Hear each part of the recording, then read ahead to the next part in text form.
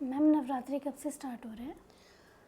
कृति जी, नवरात्रि 19 मार्च से स्टार्ट हो रहे हैं। इस बार नवरात्रि पहले स्टार्ट हुए हैं। हर बार नवरात्रि आपने सुना होगा कि अप्रैल में स्टार्ट होते होते हैं। हैं, तो इस बार जितने भी त्यौहार हैं वो पहले सारे ही त्यौहार स्टार्ट। पहले ही पहले होंगे। जी। जी और नवरात्रों में जो पहली देवी, जिस दिन पहला नवरात्रा है उस दिन कौन सी देवी की पूजा की जाती है? कृति जी, ये सबसे अच्छा क्वेश्चन है कि पहली जो नवरात्रि है उसमें माता शैलपुत्री की पूजा की जाती है। आप अक्सर उन्हें देखेंगे भी, वो हमेशा वृषभ पे सवार होती हैं। उनकी सवारी वृषभ पे होती है, यानी बैल पे होती है। वो त्रिशूल और हाथ में कमल लिए हुए, सौम्य सा चेहरा, खूब सुंदर सा चेहरा लिए हुए, अंदर मुस्कान भरे हुए माता होती हैं, और वो माँ पार्वती का पहला स्वरूप होता है। और मैम इस दिन कौन से कलर के कपड़े पहनने चाहिए? इनका कृति कौन जी, सा कलर है? हाँ, सारी देवियों के अपने अपने कलर्स हैं। तो इन देवी का, माता शैलपुत्री का जो कलर है वो रेड है, क्योंकि माता शैलपुत्री मूलाधार चक्र की स्वामिनी होती हैं। और इसके मूलाधार चक्र का कलर भी रेड होता है। रेड होता है जी, बिल्कुल। और इसके जो आधिपत्य होते हैं वो गणेश जी गणेश जी होते होते हैं। हैं। अब जैसे कि मान लीजिए कोई भी पूजा पाठ करनी है, कोई हवन करना है, छोटा सा बड़ा सा या बहुत बड़ा यज्ञ करना है, तो आपने सुना होगा कि सबसे पहले गणेश जी की पूजा पूजा की होती है, जाती है। गायत्री माता की जी जी पूजा जी। होती है। तो मूलाधार चक्र गणेश जी के आधिपत्य ही होते हैं, और कलर भी इनका रेड रेड होता होता है। है। जी प्रियंका जी। जी मैम जैसे अभी आपने बताया जो मूलाधार चक्र है उसके अधिपति गणेश जी है, तो इन दोनों में आपस में क्या मतलब संबंध है, कैसे, मतलब मुझे कुछ थोड़ा डिटेल में बता सकते हैं? हाँ जी कृति जी, देखिए मूलाधार चक्र क्या होता है, हमारे सातों चक्र का पहला चक्र होता है, और ये बेसिक चक्र होता है। ये रूट चक्र होता है, यानी ना हर चीज़ को जोड़ने वाला, बनाने वाला, बेसिक से स्टार्ट करने वाला ये चक्र होता है।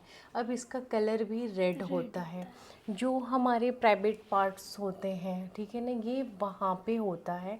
और हर चीज़ को प्रजनन की क्रिया जिसे हम कह सकते हैं, जड़ को बनाने की क्रिया हम कह सकते हैं, वो इसीलिए रूट कहा गया है हाँ, इसे। इसीलिए रूट चक्र कहा गया है। ये अर्थ से जोड़ता है।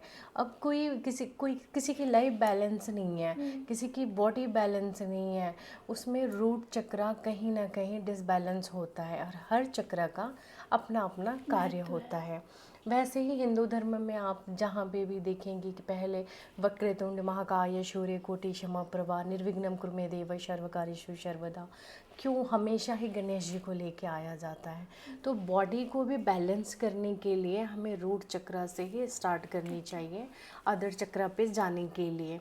तो वैसे ही माता शैलपुत्री जो हैं वो रूट चक्र से स्टार्ट होती हैं, जिसके आधिपत्य गणेश जी होते हैं। तो ये दोनों लोग मिलके ही एक गृहस्थ जीवन को, या फिर एक संन्यास जीवन को, या अगर कोई किसी भी, चार हमारे आश्रम होते हैं, चारों आश्रम में कोई भी व्यक्ति अपने जीवन यापन करता है, उसे मूलाधार चक्र बैलेंस करना ही होता है। जिसका डिसबैलेंस होता है उसका घर परिवार रिश्ते सब डिसबैलेंस। डिसबैलेंस होते हैं। तो ये चीज़ है, जैसे पूजा में हम प्रथम गणेश को रखते हैं, तो चक्रास बॉडी में हम आप रूट प्रथम को मूलाधार चक्र को रखते रखते हैं। हैं। और यहीं से स्टार्ट होती है 9 देवियों की जर्नी। ठीक है, पहले मूलाधार चक्र, उसके बाद से स्वाधिष्ठान चक्र, उसके बाद से मणिपुर चक्र, उसके बाद से अनाहत चक्र, उसके बाद से आपकी विशुद्धि चक्र, विशुद्धि चक्र से ऊपर अज्ञा चक्र, अज्ञा चक्र के ऊपर क्राउन चक्र। क्राउन चक्र। ठीक है ना, तो हर हर चक्र पे हर एक देवी का देवी का। आधिपत्य है, हर देवता का, देवता तो नहीं कह सकते, भगवान का आधिपत्य है। शिव और पार्वती का है, लक्ष्मी और विष्णु का है, इस तरीके से है। तो नवरात्रि में भी हमें इसी चीज़ को दर्शाता है।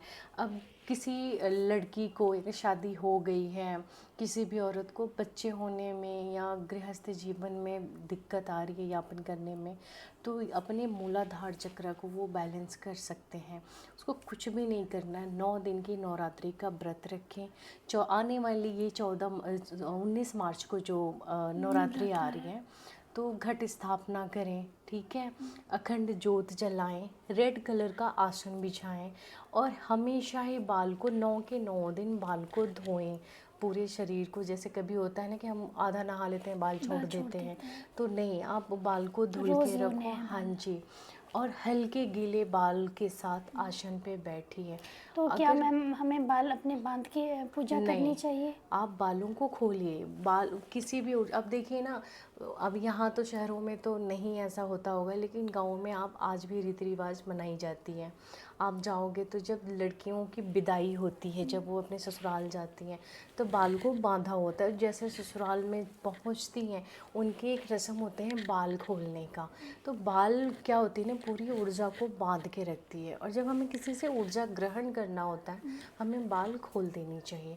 और जब हल्की हल्की गीली सी बाल होती है ना, तो वो अलग ही ऑरा क्रिएट करता है, महसूस कराता है हमारी बॉडी को। तो उस तरीके से हल्के से गीले बाल को खोल कर और आप फिर साधना करना, मंत्रों का करना जो आपको दिया गया है। नहीं आता, दुर्गा सप्तशती का पाठ करना शुरू करें, माता की आराधना पूजा, तो आपकी मूलाधार पॉजिटिविटी। चक्रा जागृत होगी। आसन रेड रखना है। अगर शादी हो गई है तो मांग भर के सिंदूर लगाएं।